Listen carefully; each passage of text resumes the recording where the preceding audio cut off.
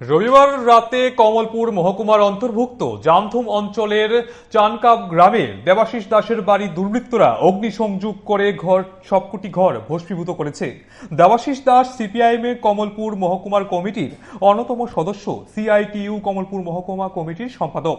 দেবাশিস দাস জানান, গভীর রাতে তার একমাত্র কন্যা পড়াশোনা করছিলেন। তখন হঠাৎ পেট্রোলের গন্ধ ও শব্দ শুনে বড়দের বলতে বলতেই মুহূর্তের মধ্যেই আগুন ছড়িয়ে পড়ে। ঘরের সঙ্গে ছাউনির নিচে কিছু কাঠ ও লাকড়ি ছিল। এগুলিতেই দুর্বৃত্তরা প্রথমে আগুন দেয় বলে জানা যায়। সোমবার সকালে প্রাকৃতিক দুর্যোগকে উপেক্ষা করে সিপিআইএম কমলপুর মহকুমা কমিটির উদ্যোগে দেবাশিস দাসের বাড়ির সামনে থেকে বিভিন্ন অংশে জনগণ জড়ো হয়ে বিক্ষোভ মিছিল করে চানকাপ বাজার পরিক্রমা করে। সেখানে উপস্থিত ছিলেন সিপিআইএম ধলাই জেলা কমিটির সম্পাদক অঞ্জন দাস।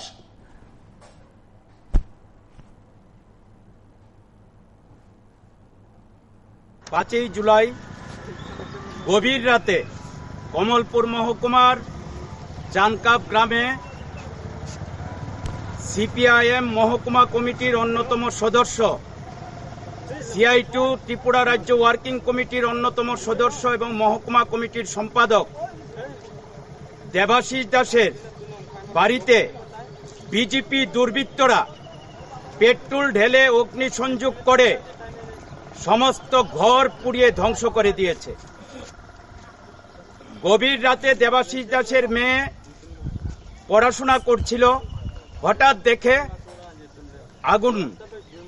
তখন বাড়ির সকলকে চিৎকার দিয়ে ঘুম থেকে তুলে ভয়াবহ অগ্নিকাণ্ড চাক্ষুষ করেন।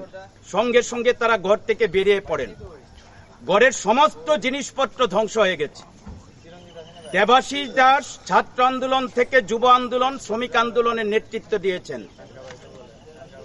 1989 সালের গ্রাজুয়েট। এই সময় থেকেই শিক্ষিত ছেলে, ছাত্র যুব আন্দোলন করে শ্রমিক আন্দোলনের নেতৃত্ব দিয়েছেন। তার অপরাধ একটাই, সে বামপন্থী আন্দোলনের সামনের সারির সৈনিক। তার জন্য 2018 সালে সরকার পরিবর্তনের পর তার বাড়িতে পরপর 4 বার আক্রমণ হয়। তাকে শারীরিকভাবে আক্রমণ করা হয়। গতকাল রাতে তার সবকিছু তিলে তিলে তৈরি করা সবকিছু ধ্বংস করে দেয়।